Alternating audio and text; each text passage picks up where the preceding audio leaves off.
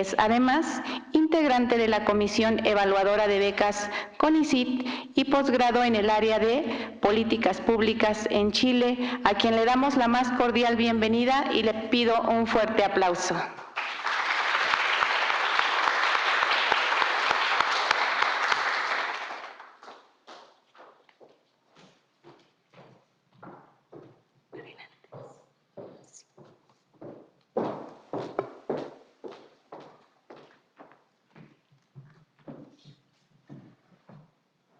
Somos pocas, pero esperemos que seamos buenas. Somos pocas, pero buenas. ¿Se me escucha ahí? ¿Sí, está sonido? Bueno, primero agradecer la invitación que me hizo Claudia. ¿Se escucha? ¿Están haciendo señas por arriba?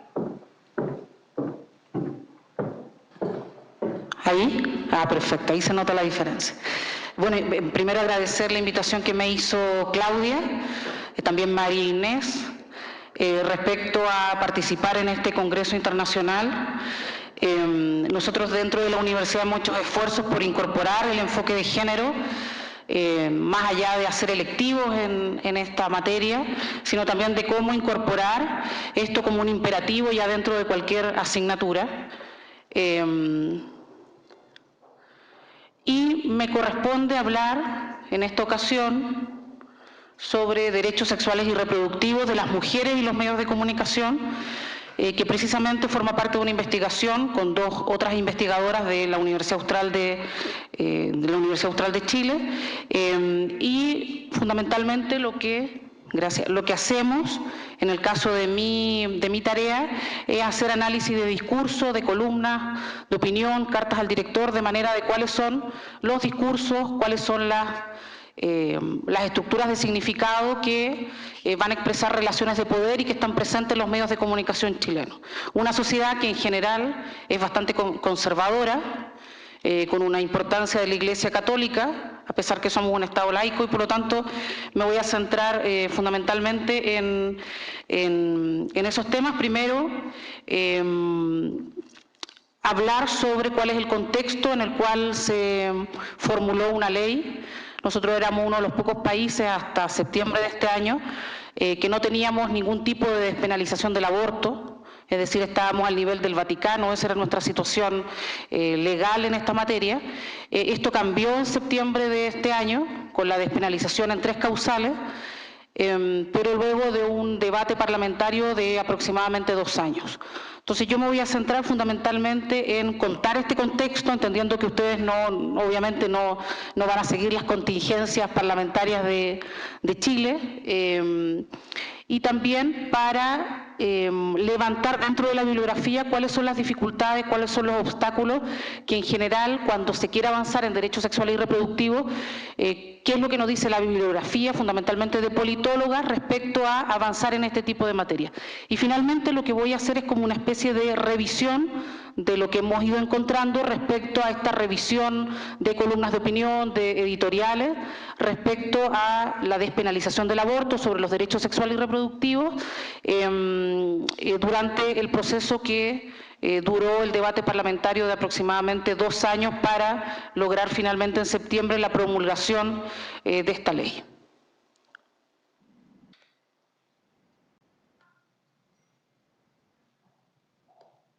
Por favor, la siguiente.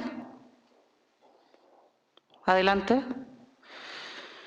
Bueno, como yo les comentaba, es que a partir de este año Chile cuenta con la despenalización en 3 causales, estas 3 causales que son las condiciones más básicas, cuando corre peligro la vida de la madre, cuando hay una inviabilidad fetal con respecto a la vida, es decir, cuando ese feto no existe evidencia médica que indica que ese feto no va a vivir, o si va a vivir va a ser pocas horas, y finalmente en caso de violación, que en este caso fue la condición o la causal más complicada. Y esta ley fue promulgada recién en septiembre de este año, luego de una movilización feminista no menor, si bien quizás no se dio a nivel nacional, sí hubo hubo marchas o hubo un intento de mayor incidencia a través de los medios de comunicación, de grupos feministas y sobre todo mayor movilización en las calles respecto a poder despenalizar el aborto en estas 3 causales. Adelante. Siguiente, por favor. Siguiente. Siguiente. Bueno, primero, hablar de qué son los derechos sexuales y reproductivos. A veces uno tiene la sensación que solo tenemos derechos sexuales y reproductivos las mujeres y que está enfocado fundamentalmente en la reproducción. Pero los derechos sexuales y reproductivos son más que eso y por lo tanto tiene que ver primero con el reconocimiento y la libertad que tenemos las mujeres y los varones de tener el número de hijos que queramos y también el espacio o el intervalo entre cada hijo. Eso también forma parte de los derechos sexuales y reproductivos. Y parte también por tener un nivel de información necesario para tomar decisiones que sean adecuadas y por lo tanto también dentro de este concepto de los derechos sexuales y reproductivos está la idea de tratar de abolir la violencia obstétrica, es decir, que cuando uno va a tener su parto tenga la mayor información posible. Desde ese punto de vista también forma parte de los derechos sexuales y reproductivos. Y por último, tiene que ver con el disfrute de la sexualidad en este marco de libertad que tienen las personas para tomar sus decisiones de forma informada y sin temor a ningún tipo de represalia, y por lo tanto ahí entramos también en la posibilidad del amor no necesariamente heterosexual, sino dentro de toda la vertiente que implica la diversidad o mal llamada diversidad, el grupo LGTBI. Adelante, por favor, la siguiente. Entonces, ya definiendo de partida cuáles son los derechos sexuales y reproductivos, ¿qué está dentro de esto? Es decir, primero la atención materno-infantil, es decir, todo el tema que tiene que ver con el cuidado prenatal, incluyendo la nutrición, el mejoramiento o la atención de ciertas enfermedades. Hablábamos de que la información es punto clave respecto a los derechos sexuales y reproductivos y por lo tanto va más allá de la reproducción y de la genitalidad, que uno suele generalmente hablar de reproducción, de derechos sexuales y reproductivos, pero más pensando en los reproductivos que en los derechos sexuales. Y por supuesto también está la atención al VIH y las enfermedades de transmisión sexual. Siguiente, por favor.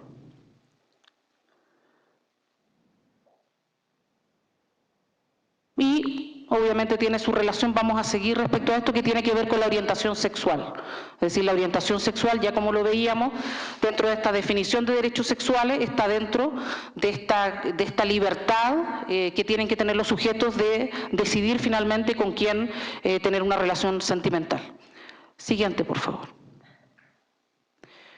Vámonos al contexto ahora siguiente respecto a ¿qué ocurre con el programa de Michelle Bachelet? Es decir, nosotros tenemos una presidenta, este es su segundo periodo, ya estamos terminando, estamos en plena campaña presidencial, es decir, estamos terminando incluso la campaña presidencial para decidir quién va a ser el sucesor o sucesora de Michelle Bachelet.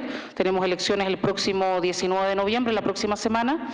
Y dentro de los compromisos de la presidenta en su segundo periodo sobre derechos sexuales y reproductivos, ella tenía varios compromisos. Uno que tenía que ver con avanzar en matrimonio igualitario. Ya habíamos tenido en el gobierno anterior, el gobierno de derecha de Sebastián Piñera, que es uno de los candidatos que enfrenta la próxima elección también, con ganas de querer repetirse la administración del Estado. Él ya había avanzado en materia de acuerdo de unión civil. Bueno, la presidenta da un paso más allá y ella se comprometió a un matrimonio igualitario. Hay un proyecto en el Congreso, también una ley de identidad de género que ahí ha quedado detenida en el Congreso, avanzar en materia de derechos sexuales y reproductivos a través de una ley, métodos anticonceptivos, específicamente la anticoncepción de emergencia, y finalmente la despenalización del aborto en 3 causales. Es decir, como para enfocar que este proyecto, del cual yo voy a dar cuenta, formaba parte de la propuesta de gobierno que hizo además que resultara electa la presidenta Bachelet ya el año 2009. Adelante. Sigamos, por favor. ¿Cuál es la situación en materia de, específicamente, ya vamos al tema específico de los derechos sexuales y reproductivos, pero específicamente en materia de aborto? En Chile existía aborto, al menos cuando corría peligro la vida de la madre, pero esto cambia, es decir, cambia antes que llegue Pinochet, cuando termina el gobierno de Pinochet, se deroga este código o este artículo de un código que permitía el aborto en caso de peligro para la vida de la madre. En el año 89 se deroga, justo cuando termina el gobierno de Pinochet, luego del plebiscito, y el año 2015, en enero del 2015, la presidenta Bachelet, como parte de su propuesta de gobierno, ingresa este proyecto de ley para la despenalización en 3 causales. Y el 2017, septiembre del 2017, se promulga la ley. Por lo tanto, existía ya este antecedente respecto a la existencia, incluso bajo la dictadura, de la posibilidad de abortar, pero en caso de peligro de la vida de la madre. Y esta era la situación en que nos encontrábamos. Chile era uno de los 7 países, hasta septiembre del 2017, en que estaba penalizado el aborto en todas sus causales o en todas sus circunstancias. Siguiente, por favor. Siguiente. Entonces, ¿qué se daba? Que criminalizaba todo tipo de aborto y existía un control del Estado en los cuerpos y en los planes de vida de las mujeres. Siguiente, por favor. También dentro del contexto existía una serie de recomendaciones a nivel internacional respecto a que esta situación era inviable de mantener en el caso chileno. Primero porque era uno de 7 países, pero además porque Chile había suscrito la convención, la CEDAW del año 79, y por lo tanto cada ciertos años, como los estados que suscriben este convenio, tienen que dar cuenta respecto a los avances del articulado precisamente de este convenio, cada cierto tiempo le iban, de forma muy coloquial, le iban tirando las orejas al Estado chileno respecto a que era impresentable que siguieran esta situación. Entonces, había unas recomendaciones por parte de Amnistía Internacional, de ONU Mujeres y obviamente de lo que yo les mencionaba de la Comisión de la Convención para la Eliminación de toda forma de discriminación, la CEDAW. Por lo tanto, teníamos este contexto nacional de compromiso de la presidenta Bachelet, que además era muy coherente con los llamados internacionales respecto a la modificación de esta legislación. Siguiente, por favor. Y también como parte del contexto empieza a surgir cada vez más en los medios de comunicación la situación de mujeres que probablemente no están dentro de estas 3 causales, es decir, mujeres que, en general, mujeres pobres que son detenidas, son presas en algunos casos por haberse practicado aborto. Por lo tanto, empieza también una ola de información en los medios de comunicación respecto a esta situación, pero cabe señalar que probablemente en estos casos tampoco se circunscriben a estas 3 causales, que son situaciones extremas en el caso de posibilidades para realizarse un aborto. Pero este también forma parte del contexto, es decir, una ciudadanía que cada vez más se informa respecto a que esta es una situación que ocurre en el país y que no es algo que se le ocurra a las feministas respecto a que pudiera ocurrir, no, esto es una realidad concreta que existe en Chile. Adelante, por favor. Y la mayor sensibilidad ocurre cuando vemos el caso de violaciones a niñas pequeñas.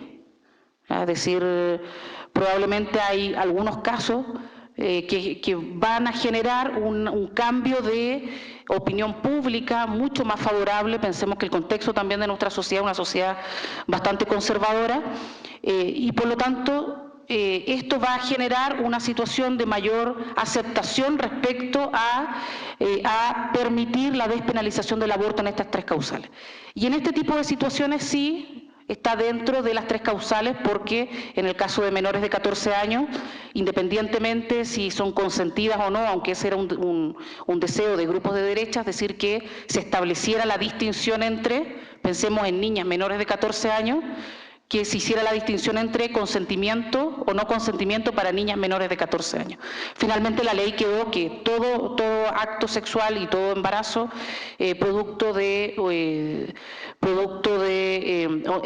casos de menores de 14 años siempre es considerada violación y por lo tanto esta ley garantiza el aborto en caso de que así lo desee la niña o sus padres, por ejemplo. Adelante. Y aquí hay otra situación, atrás por favor, hay otra situación que forma parte del contexto político, nacional. Han sido noticias respecto a la situación en que se encuentran las niñas y niños en hogares de menores que están tutelados por el Estado y que hasta cierto tiempo uno consideraba que estaban siendo sus derechos bien resguardados. Bueno, luego nos damos cuenta a través de la muerte de una niña, que la situación de estos niños en hogares de menores donde ellos estaban siendo muy vulnerados. Y dentro de este contexto de mayor sintonía respecto a la situación de los menores en este tipo de hogares aparece esta información respecto a que en el último año más de 600, casi 700 niñas habían ingresado al sistema de cuidado por parte del Estado, habían ingresado embarazadas, es decir, todos son elementos que van señalándole a la opinión pública que esta es una situación real y que afecta especialmente a las mujeres más vulnerables. Siguiente, por favor. Como yo les señalaba, va cambiando y hasta el 2011 aproximadamente uno podría decir que tenía una opinión pública bastante conservadora, pero luego ya las encuestas de opinión pública empiezan a demostrar que hay un cambio en la opinión pública nacional. Entonces tenemos encuestas desde que son, por ejemplo, la UC Adimark, la UC es una universidad católica, obviamente muy conservadora, pero incluso esa encuesta ya da luces respecto a que existe un alto consenso respecto a que es necesario legislar en esta materia, pero siempre pensando en estas tres causales extremas: inviabilidad fetal, violación y en el caso de cuando corre peligro la vida de la madre. Por lo tanto, todos esos elementos hacen que en la opinión pública se empiece a notar este cambio a partir del año 2011. Por lo tanto, teníamos una opinión pública mayoritariamente a favor de la despenalización del aborto. Pero a pesar de ello, el trámite parlamentario demora aproximadamente 2 años en que resulte finalmente aprobada esta ley. Siguiente, por favor. Adelante. Ya les señalaba 3 causales: riesgo de vida de la madre, inviabilidad fetal y violación. El límite para interrumpir el embarazo es de 12 semanas y en menores de 14 años se amplía a 14 semanas. El proyecto original trataba de ampliar la posibilidad de que las menores de 14 años pudieran interrumpir el embarazo hasta 18 semanas. Pero luego en el debate parlamentario lo que logró, sobre todo los grupos feministas o los grupos más vinculados al derecho a favor de esta despenalización, es que se ampliara solo hasta 14 semanas. Es decir, ahí también hubo presión por parte de un partido, el Demócrata Cristiano, que forma parte de la coalición que apoya a la presidenta Bachelet, que también estaba tensionando por no aumentar esta posibilidad para las menores de 14 años hasta 18 semanas y finalmente queda en 14 semanas.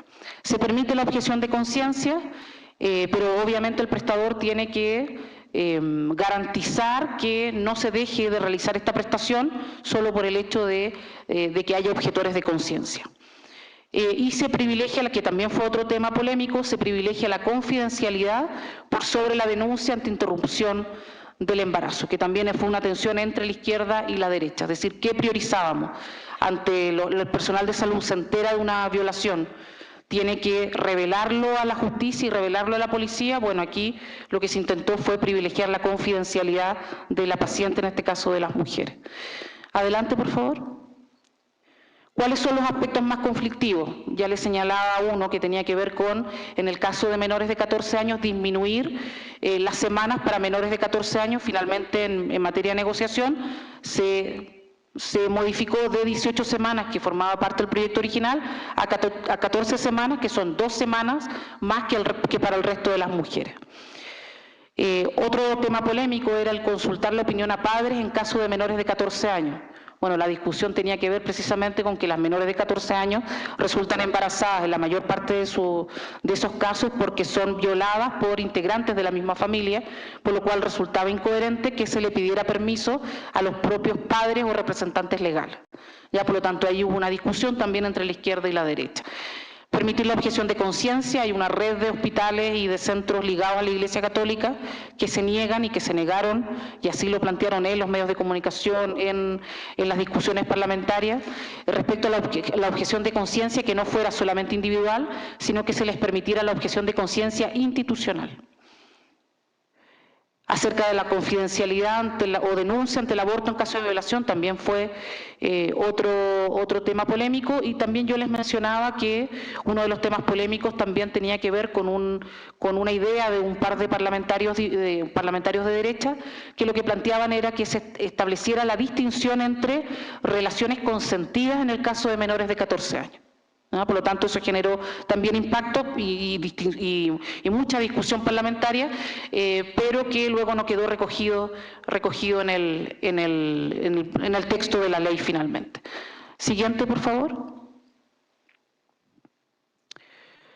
¿Cuál es el principal desafío o la principal dificultad que pudiera tener la puesta en marcha de esta ley? Es que ciertos centros de salud, yo les mencionaba que la objeción de conciencia, de acuerdo a la ley, ya no es individual, sino que es institucional, por lo cual no tenemos garantía respecto a que ciertos centros de salud vayan a garantizar la prestación de aborto a las mujeres que así lo requieran. Ya, lo cual va a generar probablemente una dificultad. La ley todavía no está si bien se promulgó en septiembre, se espera que ya comience a regir en el próximo mes. Por lo tanto, ahí veremos cuáles son las dificultades que se presentan. Es que como somos un país como decimos, una larga faja de tierra, muchos sectores rurales, grandes distancias entre un sector y otro, con escasez de especialistas, además, o con escasez en algunos casos de médicos, no siempre podemos garantizar que se preste el servicio, y por lo tanto, si hay centros de salud que señalen que son objetores de conciencia, podría dificultar que las mujeres puedan hacer uso de este derecho. Por lo tanto, habría que ver, digamos, qué es lo que va a ocurrir efectivamente cuando se ponga en ejercicio esta ley. Siguiente, por favor.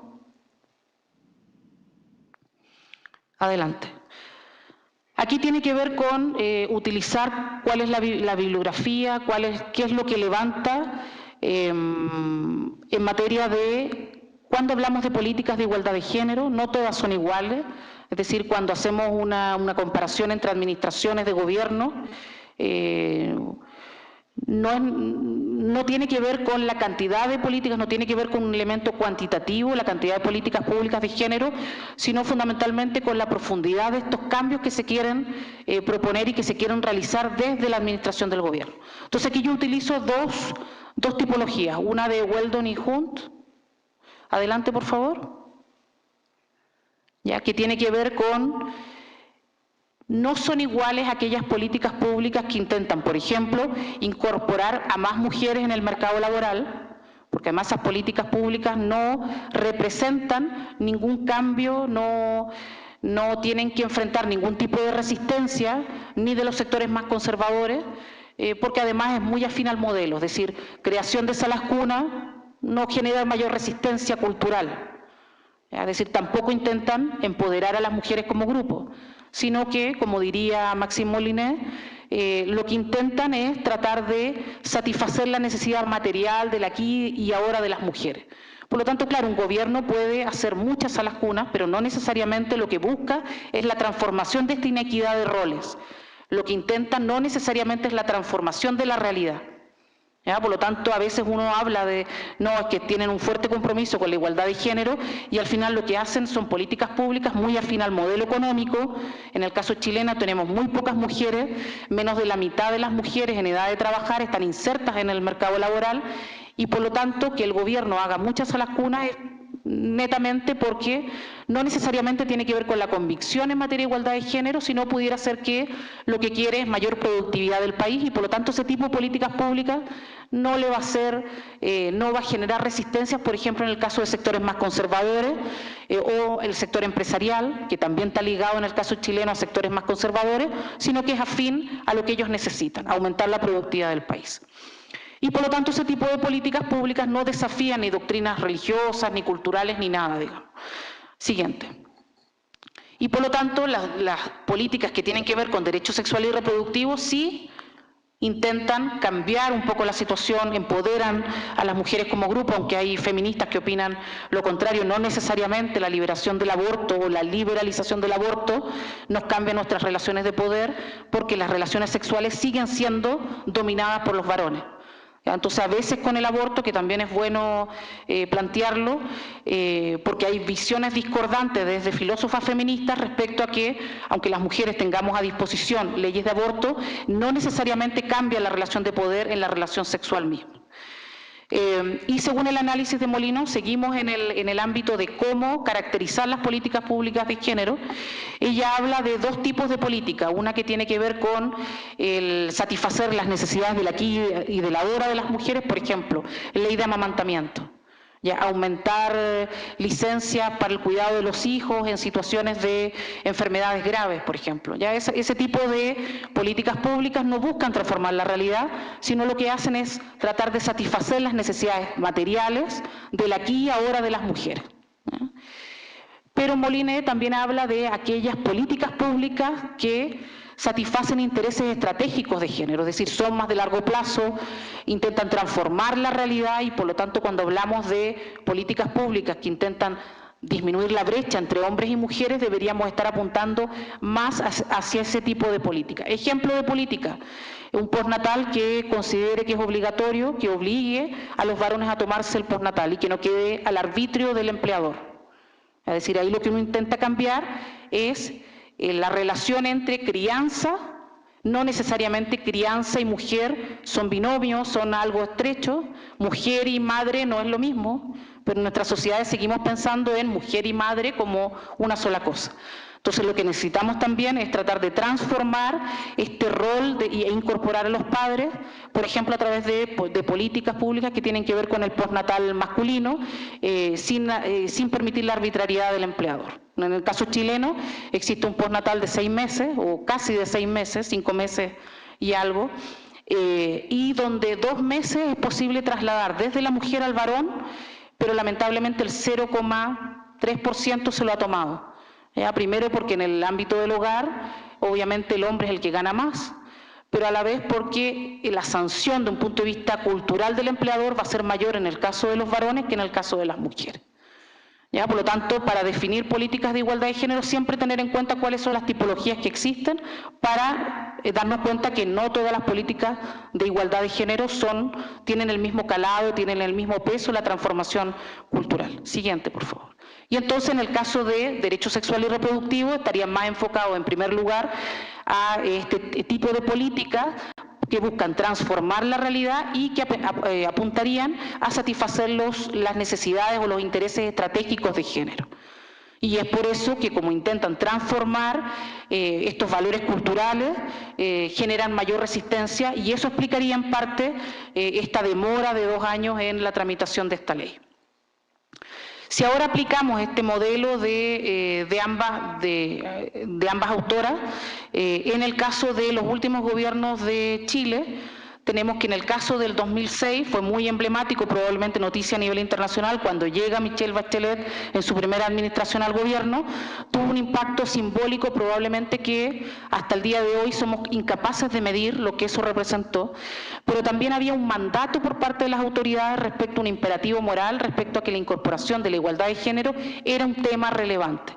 Y también nombró a muchas mujeres en los distintos cargos a nivel nacional, provincial, local, pero en términos de política pública fundamentalmente estaba centrada en políticas de inserción laboral.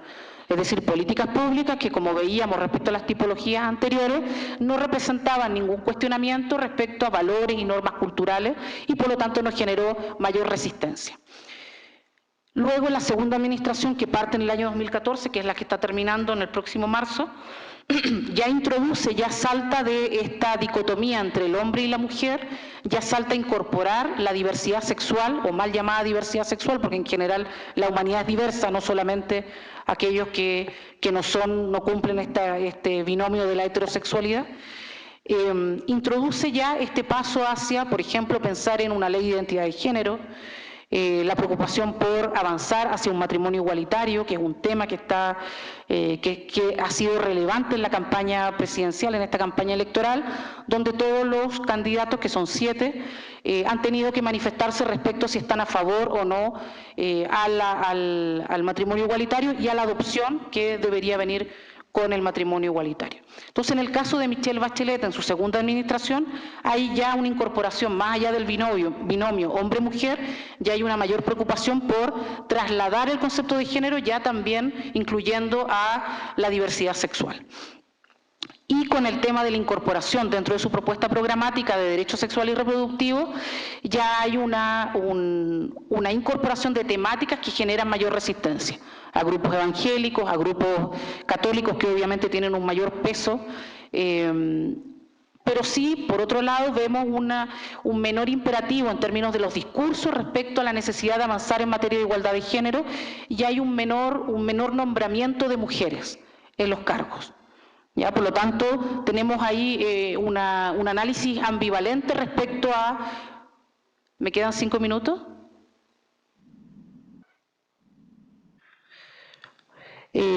Sigamos, por favor.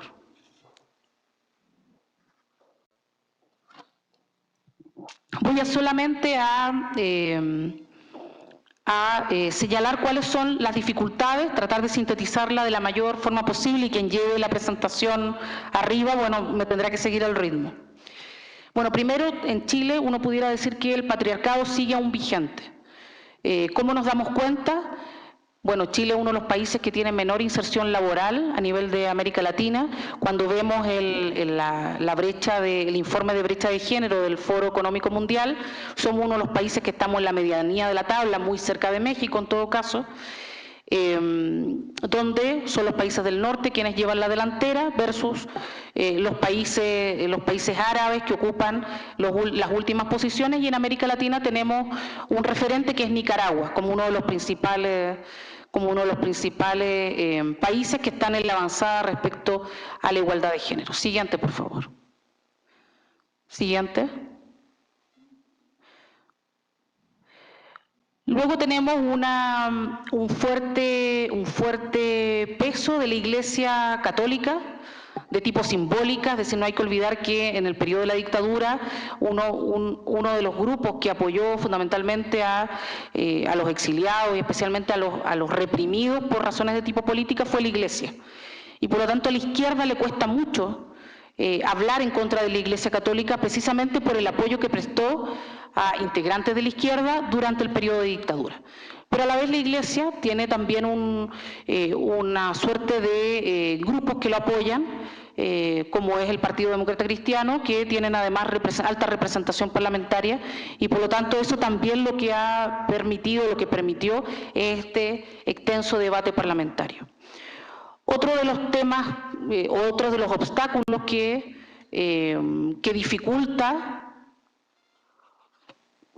dificultó la aprobación en menor tiempo posible del proyecto de ley tiene que ver con la distancia entre la élite y la ciudadanía en general, y especialmente cuando esa ciudadanía está conformada por mujeres que son más pobres.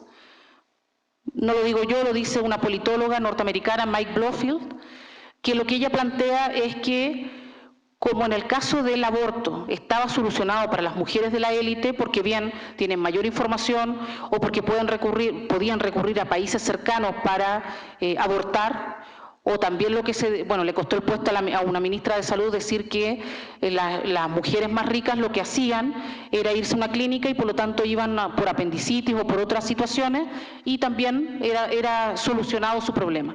Por lo tanto, esta politóloga lo que habla es cuando existen problemáticas que afectan a mujeres que son más pobres, a la élite fundamentalmente masculina y de otra clase social, no hay ningún elemento que les permita empatizar con la situación de las mujeres, especialmente en aquellos casos de parlamentarios o de políticos cuyos estatutos o principios del partido al cual pertenecen están muy distantes respecto a los derechos sexuales y reproductivos.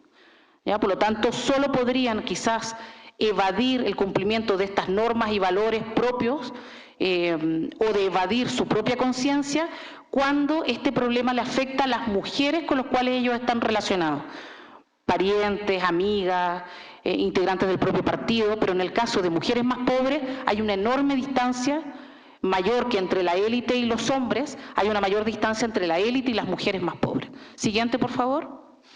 Siguiente. Vamos, adelante. Siguiente.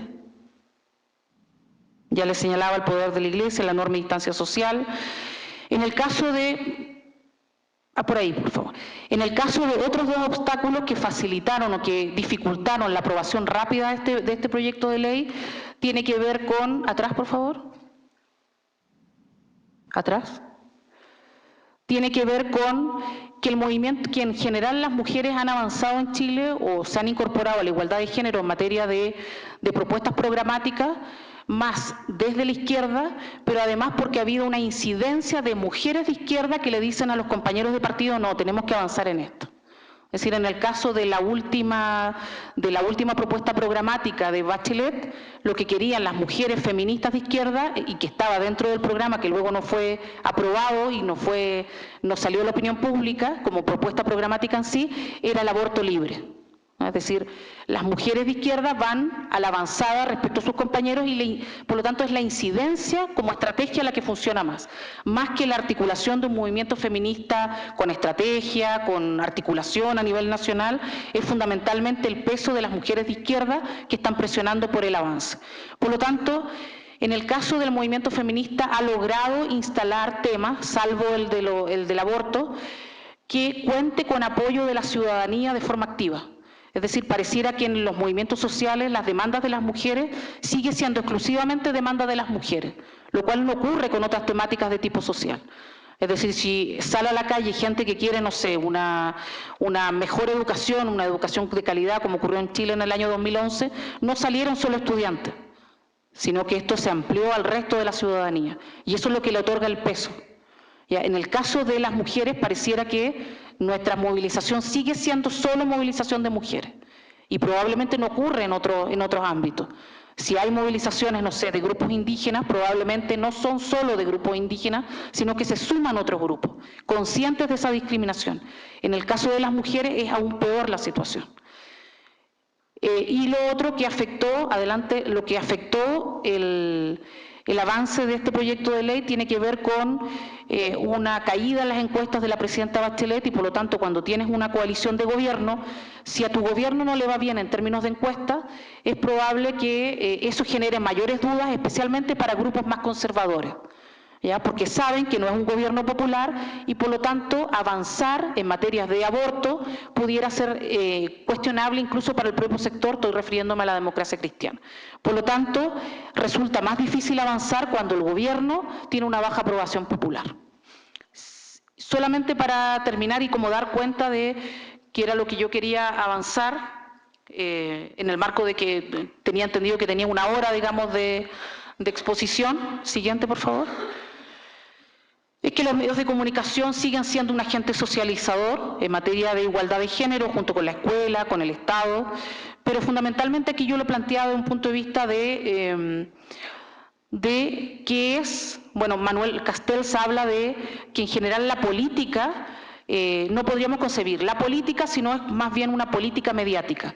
Es decir, en los medios de comunicación es donde vemos los juegos de poder, y por lo tanto es ahí donde podemos extraer cuáles son los discursos predominantes. Siguiente, por favor. Vamos adelante. Entonces, lo que yo estoy haciendo es un análisis según Van Dijk, respecto a cuáles son las estrategias discursivas en materia. Vámonos al final, por favor. Vámonos al final. Solo para terminar, si me permiten, bueno, ahí traía la metodología, qué es lo que estamos haciendo, explicaba un poco la metodología de Van Dijk. Atrás, por favor, que aquí ya vamos a terminar. Solamente estamos hablando de sobre 700 columnas de opinión que estamos revisando de 2 años, desde el 2015 hasta el 2017, en el cual, adelante por favor, en el cual estamos revisando más de 700 columnas de opinión, adelante. Y solo de una muestra de 88 columnas y cartas al director en los principales medios de comunicación chilenos durante este periodo escogido, obviamente hay una dobla la cantidad de columnas de opinión y de cartas al director que son en contra de esta despenalización del aborto en 3 causales. Es decir, ahí tenemos, los juegos de poder, el resistir, el oponerse a estas normas y patrones culturales, obviamente eso tenía su correlato en la representación de esas voces dentro de los medios de comunicación. Por lo tanto, la ciudadanía lo que leía era una marcada orientación, a pesar de que estaban a favor de la aprobación de la despenalización, los medios de comunicación daban espacio fundamentalmente para aquellas voces de personas que estaban en contra de la despenalización del aborto en 3 causales. Eso también sirve en términos de los universitarios de leer en términos críticos los medios de comunicación. Es decir, cuáles son los discursos hegemónicos, qué es lo que se está repitiendo, qué quieren que nosotros pensemos, hacia dónde quiere influir la opinión pública los medios de comunicación. Siguiente, por favor. Y solamente para terminar, ¿cuáles eran los principales argumentos para argumentar, ahí repetí, los principales argumentos que se utilizaban en contra de la despenalización del aborto? Bueno, el feto es persona y por lo tanto hay un derecho superior que es el respeto a la vida como primer argumento. Los avances de la ciencia, es decir, lo que decían los grupos más conservadores, es que la ciencia ha avanzado tanto que ya no es necesario legislar en materia de inviabilidad fetal. Porque ya que la ciencia como que lo podía todo, o que ya la práctica médica había resuelto lo de las mujeres en peligro de vida o en peligro de muerte. Por lo tanto, el avance de la ciencia lo utilizaban como argumento. La adopción como alternativa, es decir, que las mujeres pasaran por el periodo aunque hubieran sido violadas, pero que igualmente mantuviéramos el feto o el hijo en el vientre y que luego lo diéramos como en adopción. No es solución para la violación y empiezan a usar testimonios de mujeres respecto que dan cuenta de que a pesar de que han sido violadas, pudieron seguir y ahora son madres felices, etc. La utilización de testimonios fue muy común al ver y revisar estas cartas al director y columnas de opinión.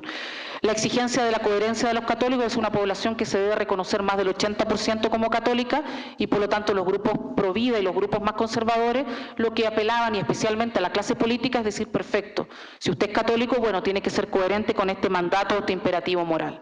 Siguiente. Otro argumento, los abortos, ya en este caso argumentos que utilizaba el grupo contrario, es decir, los abortos existen, y especialmente es una situación aún más grave en el caso de mujeres más pobres, que el aborto no es obligatorio, que estamos hablando de derechos humanos de las mujeres, es decir, cuando se habla del derecho a la vida, también eso incorpora el derecho de las mujeres de tener un plan de vida, es decir, de una calidad de vida, etcétera, de una salud física y psíquica de las mujeres, que Chile es un país laico y con diversidad religiosa y no necesariamente los grupos más conservadores y los grupos religiosos tienen que imponer al resto cómo piensan. Y finalmente que el feto no es persona, en términos jurídicos, jurídicamente hablando, y que la Constitución, incluso la Constitución no trata de igual manera a las personas que al que está por nacer. Es decir, ya la Constitución establece una diferencia entre ambos. Siguiente, por favor. Y aquí ya yo iba respecto a cuáles son las estrategias discursivas que se utilizó desde grupos pro vida o grupos más conservadores, y que ahí es la aplicación de la metodología de Van Dijk, por ejemplo, el de la advertencia. lo que se señalaba en términos de estrategias discursivas es que aprobar esta despenalización del aborto iba a implicar una apertura al aborto libre. O luego existían estas analogías respecto a comparar el aborto con otro tipo de situación, como por ejemplo con la esclavitud.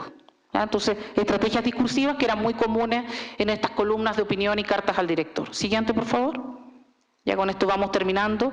La concretización como estrategia discursiva, es decir, mucha utilización de testimonios, por ejemplo, personas destacadas que podrían haber sido abortadas. Entonces, la profesora de danza dice que cuando escucha argumentos para permitir el aborto en esta situación, siente que quienes así piensan podrían pensar que ella no debiera haber nacido. O sea, bien como no muy directo, pero se utilizó mucho el uso de testimonios y la concretización como estrategia discursiva. La generalización también como estrategia. Siguiente, por favor. El móvil de compasión, que es muy común cuando se intenta convencer al otro y generar un cambio en la opinión pública, es que quienes estaban en contra de la despenalización, los motivaba un móvil de compasión. Es decir, somos tan conscientes de las dificultades que tienen las mujeres, incluso de aquellas mujeres violadas, que lo que estamos señalando es que rechazamos el proyecto porque estamos pensando precisamente en ella. Es decir, otra estrategia que se suele utilizar mucho en estos casos para conseguir la aprobación de la opinión pública. Y por supuesto la violación de normas y valores, una constitución que al parecer en principio garantizaba el derecho a la vida y por lo tanto se apeló mucho a que esto violaba la constitución, tanto así que luego se acudió al Tribunal Constitucional, que finalmente le dio la razón al proyecto de ley, lo cual fue un gran triunfo para el movimiento feminista. Y creo que con esto terminamos. Es decir, creo que resulta interesante en términos del análisis y de cómo ver el poder en sí, es decir, cómo existen juegos de poder cuando uno analiza los medios de comunicación. Es decir, en Chile existe monopolio de los medios de comunicación, fundamentalmente de grupos de derecha, grupos más conservadores, y eso se nota, y es por eso que también uno insta a los estudiantes de leer desde un punto de vista, un pensamiento crítico, los medios de comunicación, porque intentan que la opinión pública piense de alguna manera como a ellos les interesa, y por lo tanto las metodologías de análisis de discurso resultan muy interesantes para ello. Muchas gracias.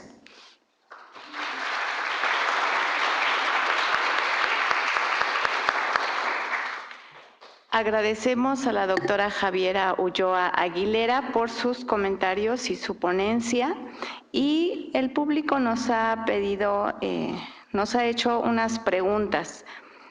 Dice, ¿qué tanta es la influencia de la religión católica en la sociedad chilena y en la política del país? Contesto inmediatamente. Bueno, uno de los elementos claves que ha dificultado, y lo señalaba así, uno de los 5 obstáculos o de las 5 explicaciones que uno pudiera tener respecto al retraso, a la demora. Pensemos que este no es el único proyecto que se ha presentado, es decir, desde el retorno a la democracia han habido 8 o 9 proyectos y este logró llegar a buen puerto, pero es porque ha habido mucha resistencia. Y una de las estrategias que utiliza la Iglesia Católica es que tiene fuerte vínculo con la clase, con la élite política. Es decir, no necesariamente es una influencia que se hace desde el púlpito, sino a través del lobby en la clase política nacional. Y eso es uno de los elementos, cuando uno observa las politólogas que analizan cuáles son estas regularidades, de cuáles son los elementos que están presentes en una sociedad que retrasa el avance de igualdad de género, fundamentalmente tiene que ver con el peso de la Iglesia Católica. Es decir, es una de las explicaciones que se le otorga desde la politología feminista respecto a un país que tiene una sociedad muy religiosa y especialmente con una Iglesia Católica muy potente, con fuertes vínculos con la clase política, hace que el retraso de la igualdad de género sea aún mayor. Por lo tanto, resulta clave, digamos, en el caso, no solamente en el caso chileno, sino la influencia de la Iglesia Católica es relevante. Es decir, nos va a costar más avanzar en materia de igualdad de género cuando tenemos una Iglesia católica fundamentalmente con fuerte influencia en la clase política. Y especialmente si es que tenemos partidos confesionales, como en el caso de la democracia cristiana en Chile. Gracias. Tenemos otra pregunta. Nos dice, jurídicamente hablando, ¿cuál es la diferencia entre el feto y la persona en la legislación chilena? Sí, la persona surge cuando nace. ¿Ya? Es decir, esa es la distinción, es decir, no eres persona si no has nacido.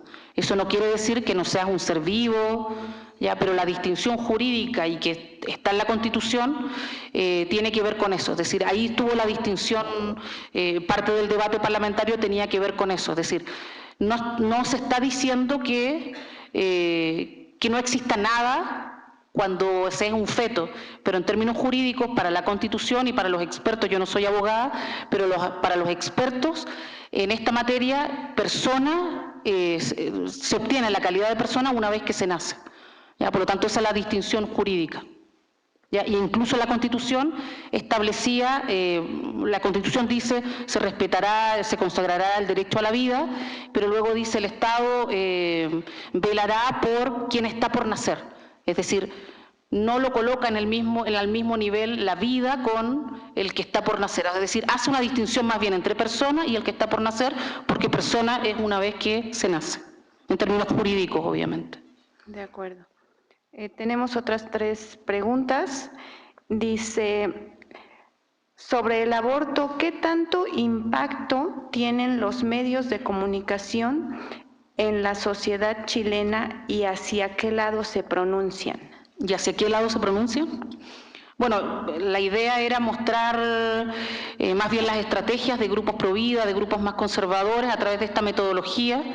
Metodología que tiene que ver con cuáles son los argumentos en general que más se repiten, pero también utilizando esta metodología de Van Dijk respecto a las estrategias discursivas que él plantea.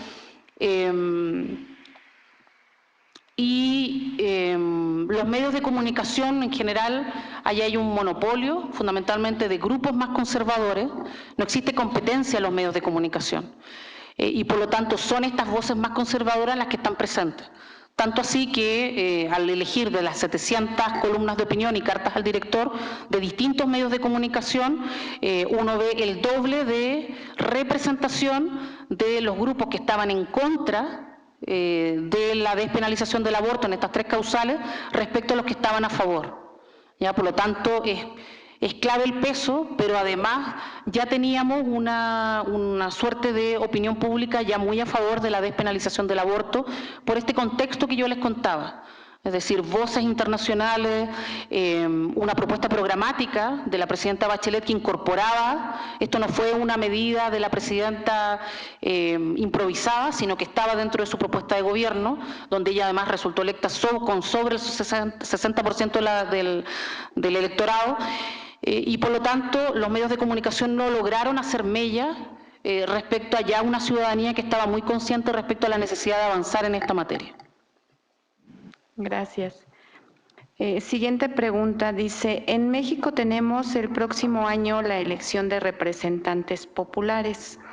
¿Cuáles serían los principios de compromiso que las mujeres que aspiran a ocupar espacios en la toma de decisiones deberían cumplir para asegurar el avance de las mujeres en estos términos?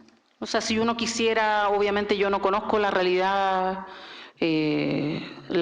política en detalle de México, pero yo diría que una forma como de, si uno le gusta el activismo político o si uno participa en campaña y genera propuestas, yo creo que un insumo interesante es cuáles son los debes de mi Estado, en este caso México, respecto a la Convención para la Eliminación de toda forma de discriminación. Es decir, tener eso como un insumo interesante para ver, cuáles son los compromisos los cuales en el caso mexicano ha estado fallando. ¿Ya? Y por lo tanto partir desde ese punto de vista. A nivel de América Latina, bueno, tenemos varios debes.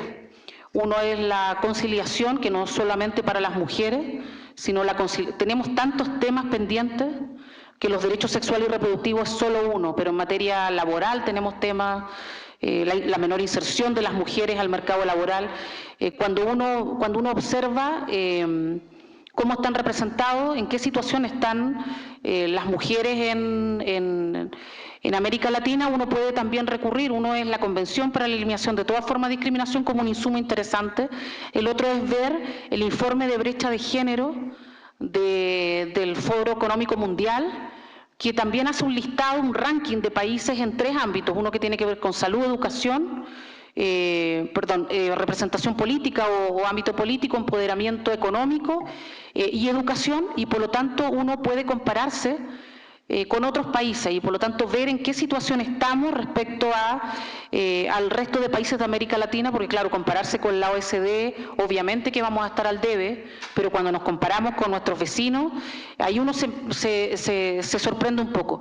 En el caso de México y Chile, están ocupando los lugares 70, 71, 69 y 70, están muy parecidos en materia de igualdad de género. Habría que ver, porque tiene 3 indicadores, pero por lo tanto yo creo que habría que recurrir a insumos que son públicos respecto a cuál es la situación de mi país respecto, obviamente hay ciertas prioridades y urgencias. En el caso de México probablemente es la violencia de género, una de las dificultades mayores que al menos a nivel internacional uno sigue con bastante atención y bastante preocupación. Es decir, no es cuando salí solo como anécdota, es bien relevante, pero claro, uno puede ver indicadores de mayor riesgo, hay niveles de violencia en México muy superiores a otros países, incluso de América Latina, o que son comparables con Venezuela, por ejemplo. Pero cuando uno dice voy a México desde Chile, te llenan de advertencias, ten cuidado, lo cual no ocurre cuando uno va a otros países. O sea, en el caso de una mujer, venir a México es mucho más complejo, yo me imagino que ser mexicana es mucho más complejo que ser mexicano. Y por lo tanto, si uno pudiera establecer prioridades, obviamente que garantizar la vida, la seguridad y la felicidad de las mujeres en México debería ser una prioridad y debería ser un tema muy relevante para cualquier candidatura, sea del nivel que sea. De acuerdo. Pues agradecemos las palabras y las respuestas a las preguntas que nos dio la doctora Javiera Ulloa Aguilera. Y pido por favor la presencia de la maestra Claudia Leticia Peña para poder entregar el reconocimiento a la doctora por su participación.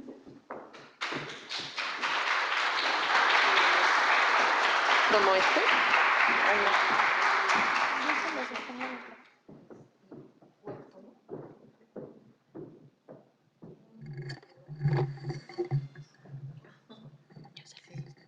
Gracias. En nombre de la Facultad de Estudios Superiores Aragón, de la División de Universidad Abierta, Continua y a Distancia, otorgamos el presente reconocimiento a la doctora Javiera Ulloa Aguilera por impartir la conferencia magistral Derechos Sexuales y Reproductivos de las Mujeres y Medios de Comunicación. Muchas gracias, doctora. Gracias a ustedes por la invitación. Sí.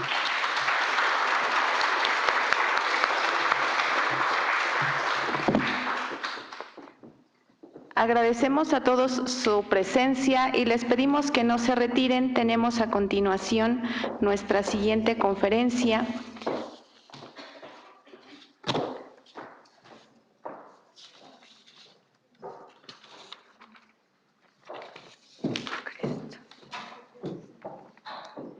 Y nuestra siguiente conferencia es Perspectiva de Género, asignatura indispensable en la formación de personal de salud, para la cual tenemos la presencia de la maestra Luz María Moreno Tetlacuilo, académica de la Facultad de Medicina de la UNAM, y para quien les pido un fuerte aplauso, por favor.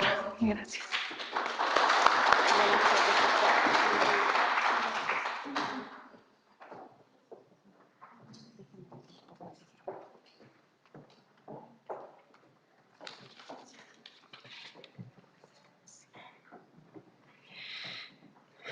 Me permito leer una breve semblanza de la maestra Luz María Elena Moreno Tetlacuilo. Es médica cirujana egresada de la Facultad de Medicina y maestra en enseñanza superior por la Facultad de Filosofía y Letras, donde obtuvo mención honorífica y recibió la medalla al mérito universitario Alfonso Caso. Cuenta con una formación de estudios de género por la Facultad de Filosofía y Letras del Programa Universitario de Estudios de Género por la UNAM y por la Facultad de Ciencias Políticas. Es especialista en salud pública, certificada por el Consejo Nacional de Salud Pública y profesora titular de la asignatura optativa La Práctica Médica con Perspectiva de Género. Ha impartido diversos cursos de educación continua, así como de formación docente en perspectiva de género y salud dentro de la Facultad de Medicina. También es fundadora y coordinadora del Programa de Estudios de Género y Salud, así como coordinadora y fundadora del Seminario Permanente de Género y Salud del Departamento de Salud Pública de la Facultad de Medicina. Su línea de investigación es Género y Salud, así como Educación Superior. Es responsable del proyecto de investigación Educación Médica y Violencia de Género en las Relaciones Docente-Estudiantado y ha participado en diversas investigaciones con perspectiva de género.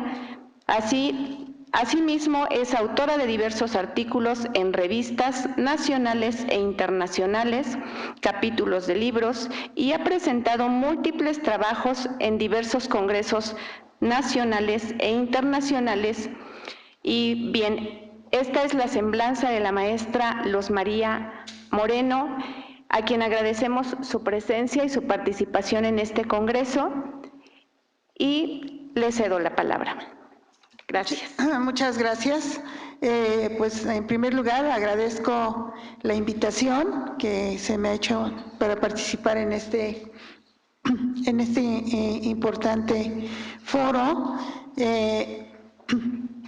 Y también pues estoy muy contenta de estar aquí y de poder compartir con ustedes pues algunas experiencias y las observaciones que hemos recopilado desde la literatura. Bien, pues si me pasa la primera, por favor. Bien, bueno, como ya se comentó, me han pedido que hable sobre la importancia de la formación de recursos humanos dentro de la perspectiva de género. ¿Por qué el personal de salud debe formarse en perspectiva de género? Bueno, yo creo que algo importante que tenemos que reconocer primero es el problema. Y el problema es que en la atención de salud y en la educación de las profesiones de la salud, no solo la educación médica, sino también la de enfermería, la de trabajo social, o sea, en general el personal que se encuentra involucrado en el campo médico, se reproducen y se legitiman las relaciones de poder entre los géneros, las inequidades y desigualdades y los estereotipos, los papeles de género, la división sexual del trabajo y la violencia de género. Además de que se presentan, o el personal de salud presenta o tiene importantes lagunas de conocimiento acerca de diferencias biológicas que se presentan entre hombres y mujeres. Esto debido a que por muchos siglos, no fue sino hasta finales del siglo pasado, cuando se empezaron a integrar las mujeres a los estudios clínicos, a los estudios médicos.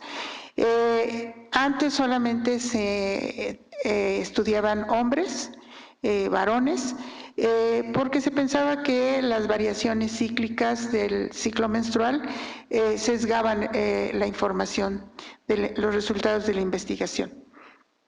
Por esta razón, solamente se incluían hombres y bajo el supuesto de que somos igualitos, excepto en la salud reproductiva. Sin embargo, la experiencia que se ha tenido después de que se integró a las mujeres, hubo un decreto en Estados Unidos que obligó a los investigadores a incluir a las mujeres, pues se han encontrado importantes diferencias, inequidades y desigualdades en cuanto a la asistencia y la atención de las mujeres.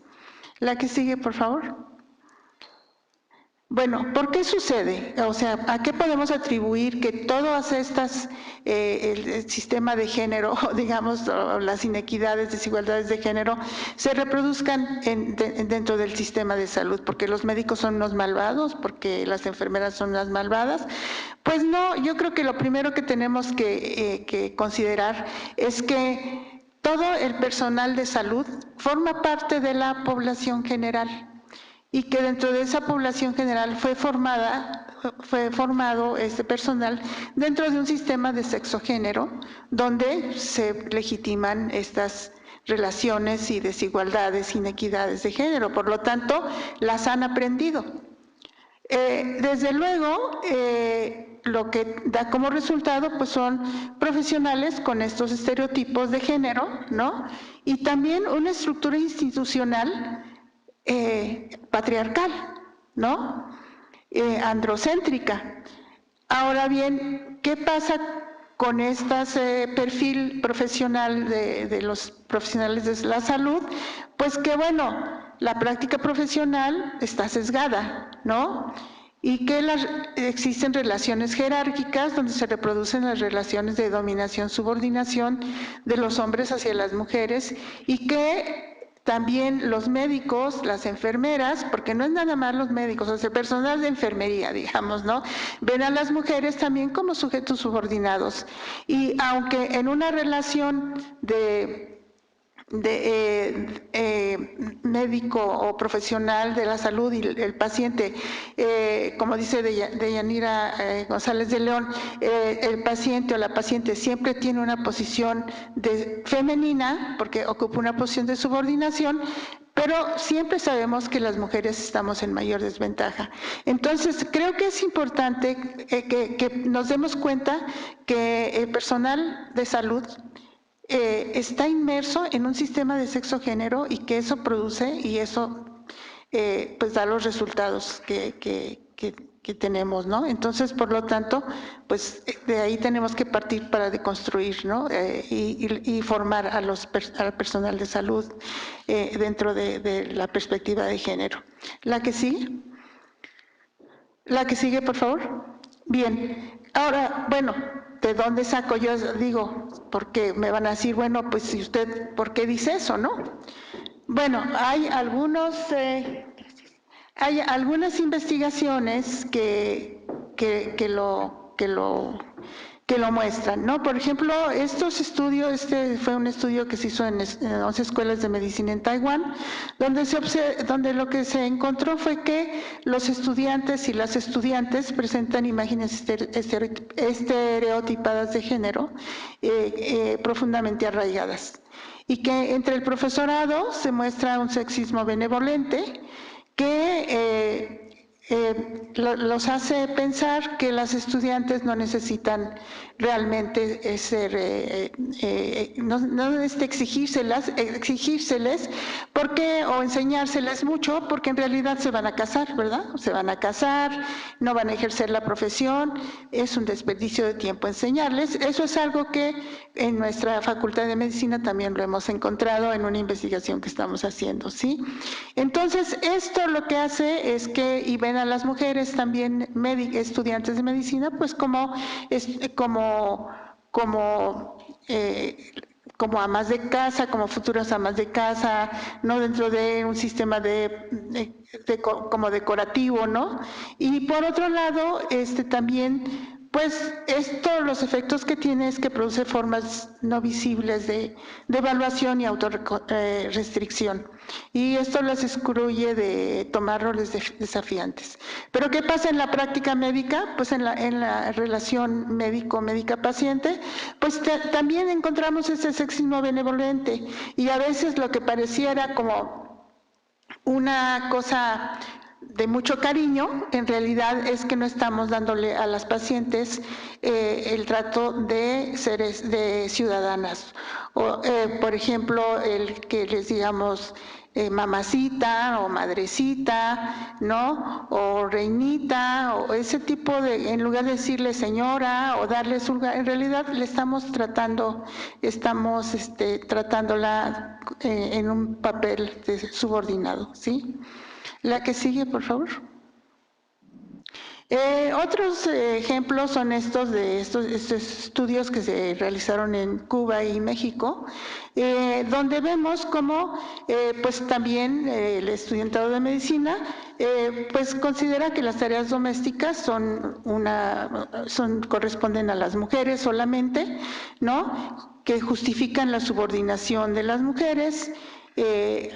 Reconoce al hombre como proveedor y les resulta difícil reconocer las capacidades de las mujeres, ¿no?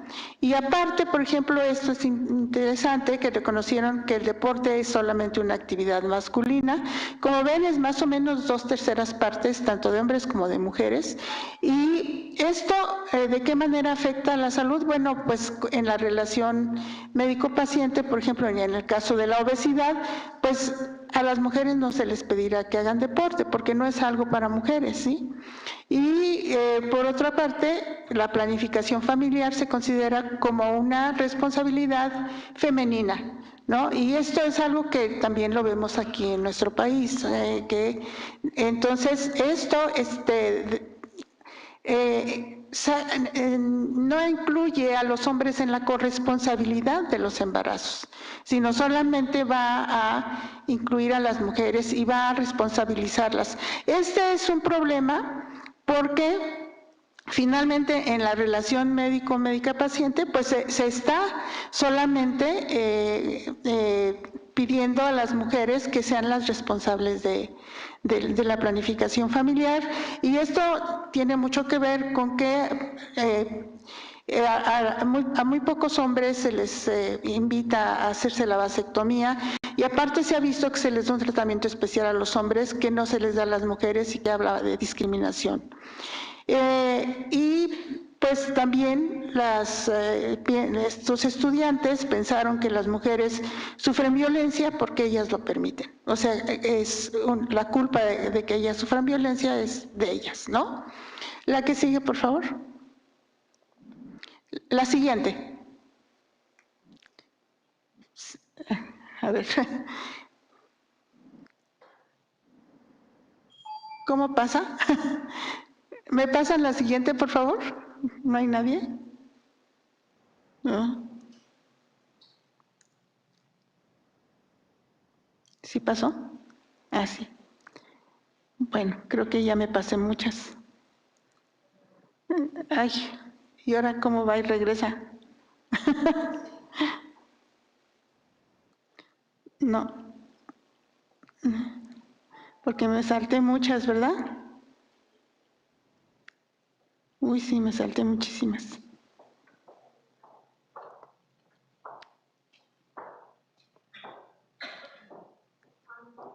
Sí, sí, pues le estoy regresando, pero no regresa. ¿Sí? ¿Ahorita me las pasan? Sí, habría que regresar. Ya, la que sigue, por favor, la siguiente. Bien. No, la anterior. Ahí. Ah, no, sí, la que sigue, por favor. Bueno, también otros estereotipos con relación a reconocer a las mujeres como las cuidadoras por excelencia de las personas enfermas o personas mayores o niños o niñas que están en el hogar. Y entonces esto hace, por ejemplo, que haya una relación médico-paciente en la que muchas veces en esta posición de subordinación a las mujeres se les regaña, se les llega a regañar por no tener buen cuidado de la crianza de sus hijos o de sus hijas, ¿no? Y también pues no atender su salud, la salud de ellas como cuidadoras, ¿no? Y también otra vez dejando de lado la corresponsabilidad de los hombres, masculina, de los hombres de la familia en el cuidado. Y que esto es algo, bueno, otra vez es parte, que no nada más los médicos lo presentan, lo presentamos todos, ¿no? Todos o una gran mayoría de la sociedad pensamos eso, que las mujeres son las que tienen que cuidar a los enfermos y que los hombres en realidad no tienen esta obligación. Pero eso lo reproducen los médicos, ¿no? El personal médico. Y por otro lado, Bueno, ya, la que sigue, por favor. La siguiente, bueno.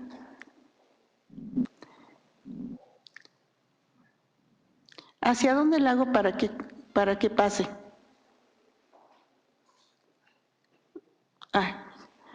Bueno, no sé si es la que seguía, pero bueno.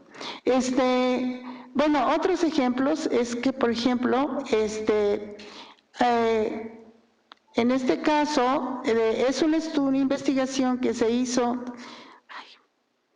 No, es que no funciona esto, porque me salta muchas y luego no regresa. ¿O hacia dónde hay que hacerle para que me las regrese y me las pase?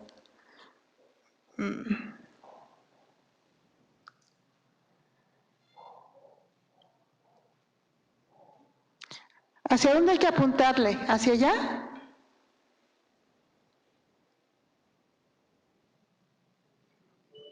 No sé, mejor pásemelas porque no,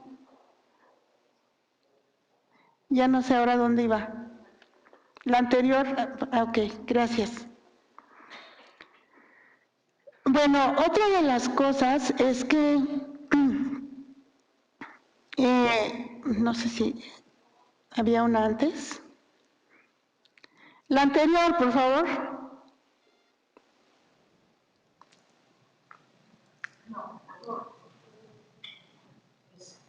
Ajá. Bueno, ahora sí, la siguiente. Bueno, este es un estudio que se hizo aquí en México, en varios estados de la República, y donde se ve que lo que piensa el personal de salud. Incluyó médicos, enfermeras, bueno, personal médico, enfermería, trabajo social, psicología, o sea, todos. Y lo que se encontró fue que lo que dicen estos médicos son testimonios. Sí, porque no puedo. Es que las mujeres consideran que las mujeres merecen el maltrato cuando no se les arregla, para el esposo, porque huelen mal y están gordas. O sea, vemos claramente aquí los estereotipos de género de la belleza femenina, ¿no? Como el principal atractivo y lo que se espera de las mujeres. Las culpan del maltrato que sufren, dicen que se lo buscan porque se dejan y que aparte también agreden y son cobardes porque no denuncian.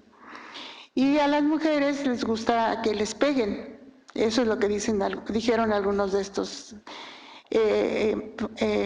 trabajadores de la salud, trabajadoras de la salud, y también tildaron a las mujeres de poco confiables, como mentirosas. Entonces, todo esto, pues digamos, va a afectar la práctica médica, ¿no?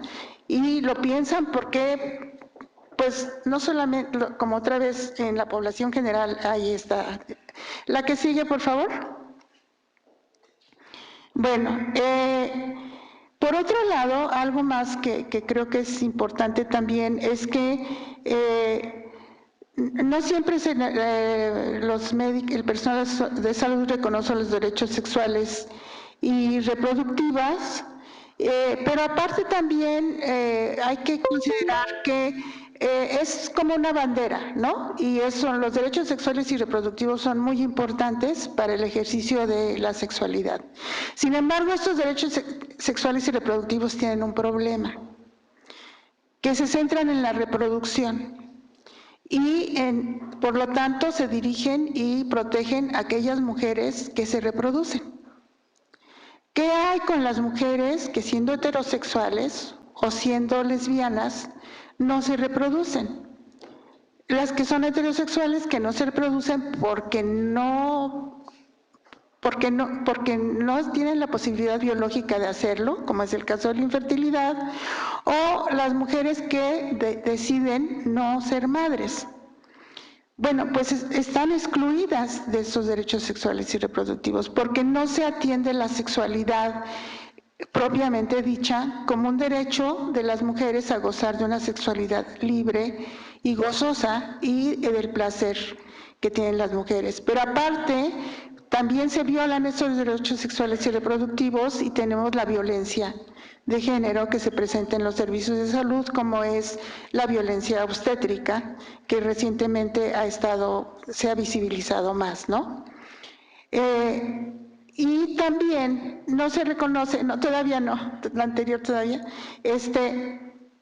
por otro lado, no se reconoce la posibilidad de que, por ejemplo, en el servicio de salud sexual y reproductiva, de que la mujer que asiste a consulta sea lesbiana. Sí, o sea, el personal de salud ni siquiera lo piensa, asume que son todas heterosexuales por pero mejor que me la pasen, porque qué tal que no. sí, prefiero que me las pasen, porque sí, muchas gracias, disculpe. Entonces, no hay un reconocimiento de la diversidad sexual, ¿no?, en la práctica médica, y ni se considera que las mujeres pueden ser sexuales o bisexuales, y en general, como dicen en este trabajo, no se pide, nunca se pregunta el sexo de la pareja de la persona que va a consultar. Y esto tiene que ver con el heterocentrismo que se presenta en toda la formación médica, la práctica médica, bueno, de salud. La que sigue, por favor, ahora sí. ¿La siguiente? No, la anterior. Bien. Bueno, este es un testimonio que sí me gustaría leerle, que dice, la pregunta es, con respecto a la experiencia de atención a mujeres lesbianas y bisexuales, el médico o médica responde, no tenemos experiencia, sinceramente, porque como nosotros hacemos salud sexual y reproductiva, los casos de mujeres lesbianas generalmente no acuden a nosotros, porque el tema de anticoncepción en esos casos no es necesaria. Entonces, ¿qué pasa? La salud sexual no existe, solamente es la salud reproductiva y solamente es la anticoncepción. Otros problemas de la sexualidad no son contemplados dentro de la práctica médica. Entonces es un vacío en el conocimiento y una parte de la formación en las profesiones de la salud. La que sigue, por favor. Por otro lado, tenemos que la ciencia médica es androcéntrica. Es androcéntrica y por lo tanto no piensa o no se pensaba, cuando menos ahora un poco se piensa, en las diferencias en salud atribuidas, solamente se piensa en las diferencias atribuidas al sistema reproductivo. El hombre, como la norma representativa, la anatomía y fisiología son masculinas, es la norma, y se excluye, como les decía, a las mujeres de los estudios, se excluía, ¿no? ¿Cuál es la consecuencia? Pues sesgos de género. Sesgos de género que, como a ver si me da tiempo de presentarlo, pues veremos un poquito más adelante. La que sigue, por favor. Bien, también tenemos que en los laboratorios, y probablemente si hay alguien aquí que hace ciencia básica, solamente utilizan animales machos, no utilizan hembras, no utilizan ratas hembras. Entonces, ¿qué pasa cuando no se utilizan hembras? No se sabe qué es lo que pasa con las hembras. Y por lo tanto, como eso después se infiere hacia las personas, pues tampoco se sabe qué pasa con las mujeres, ¿no?, en el terreno biológico. Y eso tiene un problema en el diagnóstico. Por otro lado también, aunque, como les decía, existe un decreto que los Institutos Nacionales de Salud de Estados Unidos lanzaron en 1990 en Estados Unidos, donde dijeron que se incluyeran a las mujeres en los estudios clínicos, todavía no se incluyen en número suficiente. Y en México hay todavía investigadores que hacen investigaciones de enfermedades prevalentes en mujeres que hacen los estudios en hombres, como es el caso de la artritis reumatoide. Y eso tiene que ver con el androcentrismo, ¿sí? Y entonces, al no incluir suficientes mujeres en un estudio, no se puede llegar a resultados contundentes para establecer medidas. Por otro lado, en la práctica médica, en la enseñanza de en la práctica de la salud, en la enseñanza, en la educación de las carreras de la salud, no se enseña el conocimiento que ya existe sobre esas diferencias y sobre el conocimiento específico sobre la salud de las mujeres. Las necesidades, por lo tanto, las necesidades de salud de las mujeres no se atienden de manera específica. La que sigue, por favor. Bueno, las consecuencias en el androcentrismo en la práctica médica son que los cuadros clínicos y tratamientos son definidos desde lo masculino y por lo tanto, lo que decía, se atienden las necesidades específicas de las mujeres, por lo tanto, ciertas diferencias biológicas pasan inadvertidas para el personal de salud y eso genera retrasos en el diagnóstico, el tratamiento y muerte prematura en algunas mujeres. La que sigue. Por ejemplo, ahora ya se sabe que se han reportado en Estados Unidos que tienen un seguimiento muy preciso de lo que son de los efectos adversos que el personal médico tiene que irlos reportando. Lo que se ha encontrado es que hay se reportan más efectos adversos de los medicamentos en las mujeres que en los hombres. ¿Por qué podría ser? Pues porque los estudios se hicieron en hombres. Entonces las dosis pueden ser diferentes para las mujeres. Porque lo que se ha visto es que algunos medicamentos los metabolizamos de manera diferente las mujeres a los hombres, ¿sí? Por otro lado, también pues se ha visto que hay medicamentos que tienen un efecto adverso durante la menstruación en las mujeres. Y justo no se incluye a las mujeres por el ciclo menstrual, ¿verdad? Entonces, hay diferentes medicamentos que se han visto que hay diferencias. ¿La que sigue? Bueno, y luego se dice que las mujeres presentan cuadros clínicos atípicos. ¿Serán atípicos? ¿O serán realmente cuadros típicos en las mujeres? ¿Sí? Entonces, lo que sí se requeriría ahora es hacer estudios de las enfermedades y ver los cuadros clínicos en las mujeres para poder definir si existen cuadros clínicos específicos diferentes para las mujeres, ¿sí? Y lo que genera es que el personal médico tenga mayor dificultad para hacer el diagnóstico en las mujeres y también lo que se ha visto es que por el sexismo se realizan menos estudios diagnósticos en las mujeres. En los hombres se hacen más esfuerzos terapéuticos y estos son estudios que están ahí, o sea, no lo estoy yo inventando, ¿sí? Son ya investigaciones que se han hecho. Esto inicia retrasa el tratamiento y hay un incremento en la letalidad y esto se ha visto sobre todo en el caso del infarto al miocardio, del accidente vascular cerebral. ¿Sí? ¿La que sigue? Entonces también en algunas enfermedades que se han estudiado, bueno, la depresión se me fue ahí, en realidad ese es para los hombres y que sí es importante también ver que también hay enfermedades que se consideran solamente femeninas, entonces no se piensa que los hombres pueden estar deprimidos y lo que sí se piensa es que en los hombres hay un subregistro en el diagnóstico de depresión. ¿Por qué? Porque el personal de salud no piensa, ¿no? En las mujeres hay un retraso en el cáncer de vejiga, en el cáncer colorectal, en el infarto del miocardio, bueno, en estas enfermedades. ¿La que sigue? Los sesgos en la atención. Bueno, primero, las enfermedades de las mujeres se consideran menos importantes que las de los hombres. También, otra vez, están todos esos estudios que estén ahí, ¿no? No se consideran que las diferencias por sexo, por negación o porque se desconocen.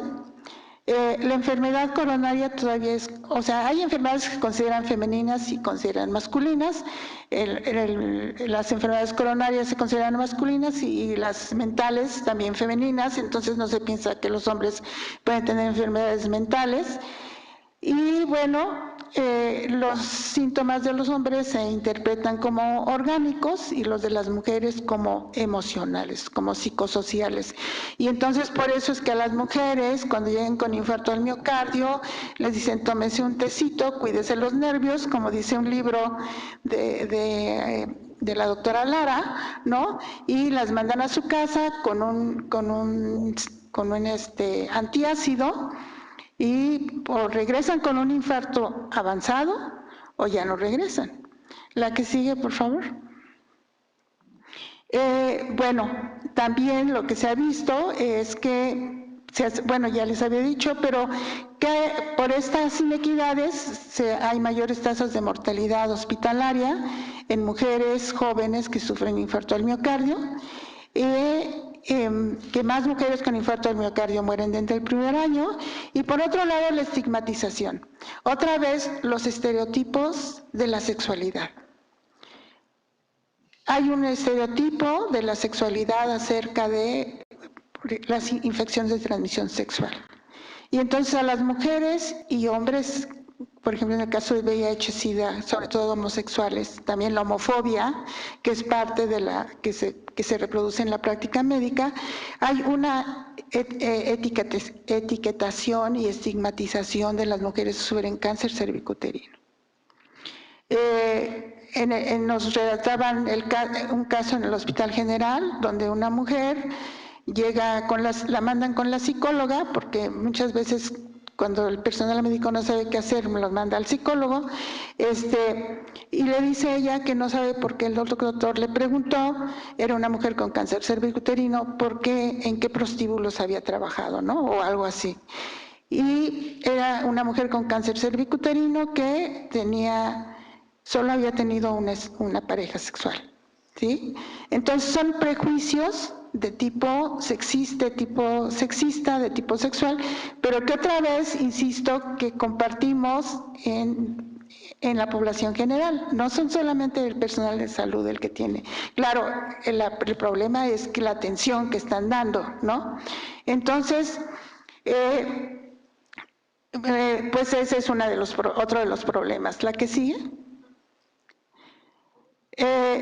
Por otro lado, pues la atención de las mujeres se centra en la salud reproductiva, como ya habíamos dicho, y es muy importante. O sea, yo no quiero decir y no quiero que se me malinterprete y que yo piense que no es importante la salud reproductiva. Desde luego que sí, pero como veíamos también habría que atender la salud sexual, porque las mujeres que no se reproducen no son atendidas o no son, pues de alguna manera son excluidas. Y por otro lado, también centrarse en la salud reproductiva, pues excluye a las mujeres mayores que ya no se reproducen, o a las niñas, como que no tuvieran salud sexual en su sexualidad, ¿no? Y no se atiende de manera integral de la salud de las mujeres. Aparte, en los servicios de salud, a las mujeres no se les ve como ciudadanas, no se les considera ciudadanas, no se les considera como sujetos de derechos. Y con más frecuencia reciben discriminación y maltrato. La que sigue. Bueno, hay actitudes negativas del personal médico y de enfermería, porque las consideran demandantes. A las mujeres generalmente se espera que se enfermen como los hombres y que relaten su enfermedad como los hombres, y dicen que las mujeres hablan mucho, y entonces se desesperan y las interrumpen con mucha frecuencia y no les ponen atención. Y por otro lado, este es un relato personal de un alumno mío, que me decía que en el servicio de urgencias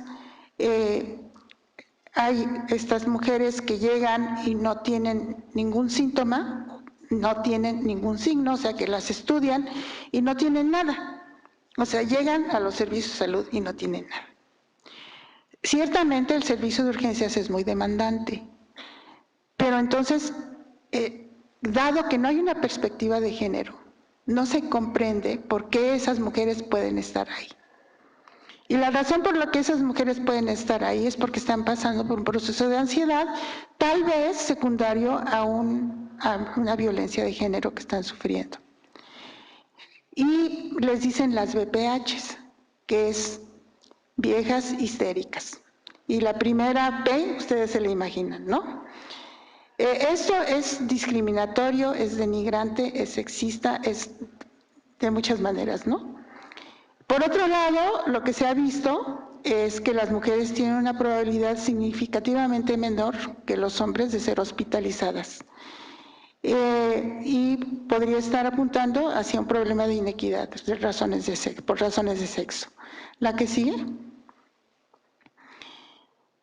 Bueno, las mujeres, son unos testimonios, ya no los voy a decir porque tal vez ya me estoy pasando del tiempo, pero también son médicos que hablan sobre las mujeres que tienen infarto al miocardio y que dicen, bueno, que pues nada más el de en medio les voy a leer, dice, ante cuadros inespecíficos los profesionales dudan más con las pacientes mujeres porque muchas veces al ser más nerviosas, estar más estresadas o tener problemas familiares pueden presentar dolores similares a los precordiales, ¿no? Entonces, otra vez volvemos a cómo se ven los síntomas de las mujeres como emocionales. ¿La que sigue? Y por eso se ha creado este síndrome de Gensler, que dice que las mujeres, para ser atendidas adecuadamente, tienen que ser y reportar sus síntomas como si fueran hombres, o cuando menos eso es lo que esperan. Si no lo hacen así, no reciben un tratamiento apropiado. ¿La que sigue? Tampoco se considera que las mujeres tienen factores de riesgo específicos por su condición de género, por las actividades que ellas realizan, o bien incluso en el caso, por ejemplo, del tratamiento hormonal, que porque la anticoncepción se ha centrado en las mujeres, en los hombres, en las mujeres, sí, gracias, no sé, ¿cómo se llama? Ya me distraje. No se considera, son las mujeres las que tienen que tomar la terapia hormonal, ¿no? Bien, ¿la que sigue? Bueno, los medios diagnósticos que se utilizan no son los apropiados en muchas enfermedades para las mujeres. La que sigue, porque ya tengo 5 minutos. Bueno, ¿qué pasa con los hombres? Bueno, primero, son excluidos de los servicios de salud. No se piensa en los hombres. ¿Pero por qué no se piensa? Bueno, porque son los estereotipos de la masculinidad. Y entonces se piensa que los hombres no se enferman, los hombres no son vulnerables, aparte de que los hombres tampoco van por esa misma razón, porque piensan que solo son cosas de mujeres y que solo las mujeres se enferman, solo las mujeres se quejan, solo las mujeres van a los servicios de salud. Pero los médicos, el personal de salud piensa lo mismo, ¿sí? Y por otro lado, ahora lo que se ha visto es la medicalización del cuerpo masculino, como es la medicación para la disfunción eréctil, ¿sí? Bueno, la que sigue. Porque ya, bueno, otra cosa es la violencia de género hacia las estudiantes y trabajadoras de la salud, pero también hacia las pacientes, veíamos lo de la violencia obstétrica.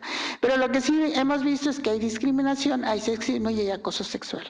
Y eso también hay muchos estudios, sobre todo en países desarrollados, pero a nosotros en el estudio que estamos haciendo, pues también lo encontramos. ¿La que sigue?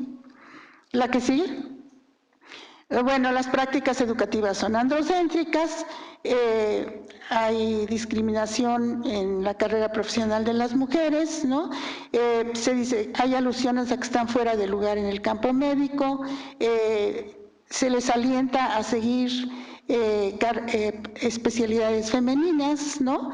Y aparte que tienen menos estatus, y a los hombres a las carreras más como las quirúrgicas que tienen mayor prestigio. ¿La que sigue? Bueno, la que sigue. Bueno, aquí vemos, el ejemplo es la cirugía, que vemos que menos de 1/5 parte son mujeres. ¿La que sigue? y porque se les desalienta a las mujeres, a las chicas, a seguir estas especialidades porque no son para mujeres, porque son nerviositas, porque se desmayan, porque, o sea, toda una serie de cosas que se les van diciendo desde la escuela. Y bueno, ¿por qué formar a profesionales de la salud con perspectiva de género? Pues por todo lo que ya he presentado anteriormente, porque necesitamos de construir todos esos estereotipos de género en el estudiantado de las carreras de la salud, ¿sí? Y porque se desconocen muchas diferencias biológicas, porque eso evitaría, y porque hay errores diagnósticos por esta causa, porque hay sesgos de género en la atención médica en las usuarias y porque hay relaciones de inequidad y desigualdad en la educación y hay relaciones de inequidad y desigualdad en el campo médico. Entonces, por todas estas razones, tenemos que incluir la perspectiva de género. No hay otra manera de que el personal de salud piense de manera diferente porque está educado androcéntricamente. La que sigue. La que sigue, por favor. Bueno, nada más rápidamente, bueno, ¿por qué se debe enseñar género? Bueno, porque el género es una determinante social de la salud y produce todos estos, tiene relaciones de inequidad y desigualdad entre hombres y mujeres, el significado de salud de enfermedad es diferente por género, las actitudes y conductas y prácticas de riesgo difieren según el género, los estereotipos de género, la sexualidad del cuerpo sobre hombres y mujeres es diferente porque todo esto produce vulnerabilidad y exposición a riesgos diferentes según el género y el sexo, y lo que produce son perfiles de salud diferenciales por sexo, y que por eso se deben estudiar y por eso se debe desagregar por sexo siempre que se haga un estudio de la salud, ya sea clínico, ya sea epidemiológico, ya sea de tipo educativo, se debe desagregar por sexo, es muy importante. ¿La que sigue? Ya casi termino. Bueno, ¿qué hemos hecho en o sea, esto es una preocupación desde luego de la Facultad de Medicina, de algunos en la Facultad de Medicina, del Programa de Estudios de Género y Salud, del que yo coordino y que tengo muy buenos colaboradores. Aquí tenemos a la doctora Nash, que está como una colaboradora. Bueno, pues realizamos actividades de docencia, investigación y difusión, tratando justo de construir estos estereotipos en el estudiantado de medicina, también en personal de salud. Tenemos un diplomado que estamos dando a personal de salud, de educación continua, hemos dado cursos de educación continua, porque es una preocupación y creo que solamente, y desde luego orientado no solamente a que se sepa qué es género, qué es sexo o cuáles son las diferencias biológicas, que son importantes también, sino también a reflexionar sobre nuestros propios estereotipos de género. Porque si yo no reflexiono en mis propios estereotipos de género, ¿cómo puedo cambiar mi práctica? No puedo cambiar mi práctica si yo no reconozco mis estereotipos de género, ¿sí? Y mi androcentrismo. ¿La que sigue? Bueno, pues la UNESCO dice que la universidad tiene la misión de incorporar la perspectiva de género. La que sigue. Y bueno, estos son los 5 ejes de acción: la sensibilización, el diseño curricular, la investigación y difusión, y la cultura institucional y la coordinación interinstitucional. La que sigue. Y bueno, propuestas que considero indispensables es incluir la perspectiva de género como eje transversal en el currículum de la carrera de las profesiones de la salud, formar recursos humanos en el posgrado, formación de docentes, formación en educación continua, para consolidar el avance del conocimiento científico y la práctica profesional de la salud para mejorar la salud de hombres y mujeres, mejorar la atención por género, mejorar las relaciones docente-estudiantado y erosionar el techo de cristal. ¿La que sigue? Pues muchas gracias.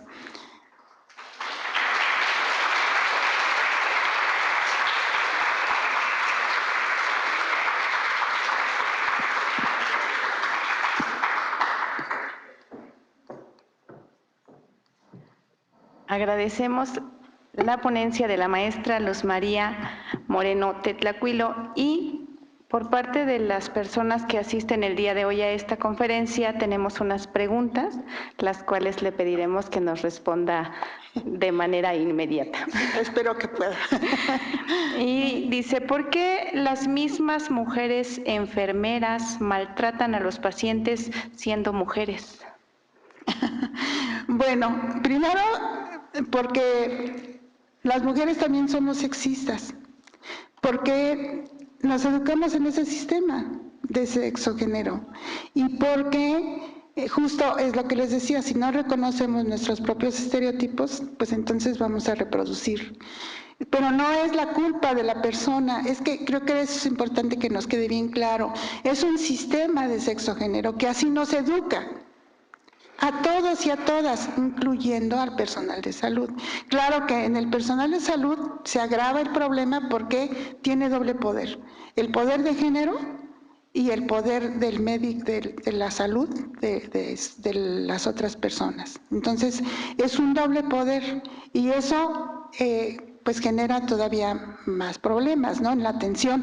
Pero esa es la razón que tenemos que reconocer que las mujeres nos educamos también dentro de ese sistema y aprendemos que las mujeres son menos valiosas que los hombres son más valiosos y entonces pues eso lo reproducimos, ¿no? Gracias. Otra pregunta es, ¿el uso de los medicamentos diferenciados puede llegar a ser considerado como discriminación? No, discriminación es que se den igual cuando las necesidades son diferentes. Acuérdense que la equidad es darle a cada quien lo que necesita. Entonces, si sabemos que los analgésicos son más efectivos, o sea, que en las mujeres son más efectivos, entonces lo que tendríamos que hacer es darle menor dosis a las mujeres, sobre todo de analgésicos opioides, por ejemplo. Entonces, no creo que sea discriminación, sino más bien equidad. Equidad en el sentido de darle a cada quien lo que necesita, ¿sí? De acuerdo. Y nuestra última pregunta dice, ¿es necesario crear una reforma de salud enfocada a las mujeres? Yo creo que a las necesidades específicas de hombres y mujeres. Crea malestar en muchas personas el que se enfatice tanto la problemática de las mujeres. Pero ¿qué es lo que pasa? Lo que pasa es que las mujeres estuvimos invisibles por siglos, por milenios, y hemos sido discriminadas y vemos que los sesgos de género en realidad afectan más a las mujeres por el sistema, por el mismo sistema, porque en realidad toda la atención se ha dirigido hacia los hombres, aunque los hombres no lo conciban, no lo perciban así en este momento y se sientan muchas veces discriminados, pero en realidad no están siendo discriminados, sino que ya recibían la atención requerida, ¿no?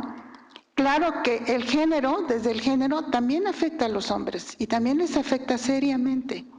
Sí, ahorita, bueno, pues era más atender el caso de las mujeres, no me pidieron que hablara de masculinidades y salud, pero también la salud de los hombres es seriamente afectada por los estereotipos de género y por la división sexual del trabajo. Los hombres también son afectados negativamente por el género, no solamente las mujeres.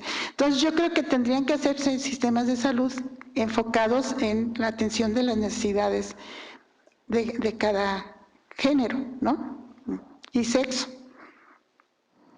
Muchas gracias, maestra. Bueno, a continuación pido la presencia de la maestra Claudia Leticia Peña para poder entregar el reconocimiento a la maestra Luz María Moreno Tetlacuilo.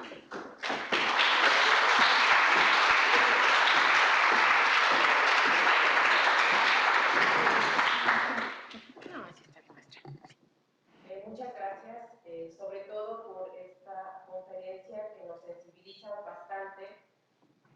sensibiliza bastante en torno a las necesidades que hay en el sector salud para tener esta conciencia sobre la perspectiva de género.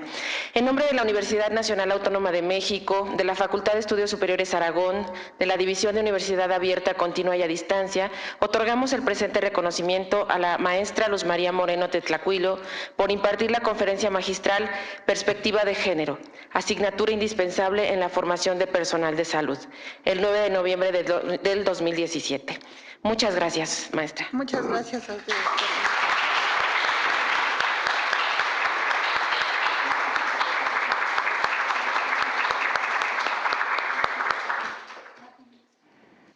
Agradecemos a todos su participación, no sin antes reiterarles la invitación a participar con nosotros el día de mañana a partir de las 9 y hasta las 5 de la tarde, en donde estaremos contando también con conferencias, mesas de trabajo y talleres. El día sábado, recuerden que tenemos cine debate con 2 cortometrajes, uno denominado Somos Afromexicanos y Casablanca, en donde en el cortometraje Somos Afromexicanos nos acompañará la directora de este cortometraje, Nadia Galaviz. Muchas gracias a todos y muy buenas tardes.